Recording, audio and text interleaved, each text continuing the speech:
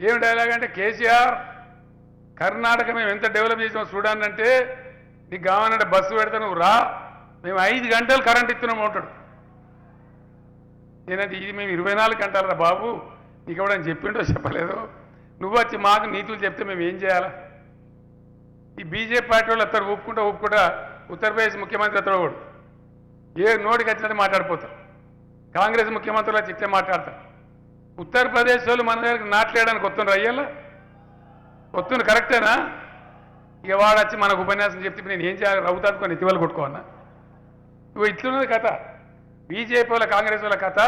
మీ చక్కదనం లేదు, మీ ప్రజలు బతకలేక మా దగ్గర బతుకుతారు. వచ్చి అలా అనేక రాష్ట్రాల నుంచి 14 రాష్ట్రాల నుంచి మీరు మాకు వచ్చే నీతులు చెప్తే ఎట్లుంటుంది? దయచేసి ఆలోచించమని చెప్పి నేను కోరుతా ఉన్నా. వీళ్ళు కనుక వస్తే డెఫినెట్గా చెప్తున్నా నేను, రైతు బంధుకు రామ్ రామ్, కరెంటు కాటగలుస్తుంది, దళిత బంధుకు జై భీమ్, ఇక యాడిపోతావు. ఈ కథ తయారవుతుంది. అప్పుడు నేను కూడా ఏం చేయలేను. నేను మస్తు కొట్లాడినా మనందరి కోసం.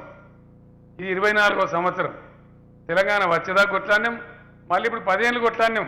ఇప్పుడు మీరు కొట్లాడాలని చెప్పి నేను మనవి చేస్తా ఉన్నా. దయచేసి మీరు నిర్ణయం చేయాలి, మీరు తెగాలని చేసి మీరు కొట్లాడాలి. నేను ఇలా యాగం మధ్యలోకి వెళ్ళి వచ్చినా, రేపైతే పౌర్ణావతి అవుతా ఉంది, మళ్ళీ పోయి ఇప్పుడు పూజలు పాల్గొనాలి. ఇంకా చాలాసేపు మాట్లాడాలని ఉంది. మీరు మంచిగా శ్రద్ధగా వింటున్నారు, నాకు కూడా సంతోషంగా ఉంది. కానీ మళ్ళీ పోయి నేను పూజ కూడా అందుకోవాలి. మీరు ఇన్ని మాటలు విన్నారు మంచిగా సంతోషంగా.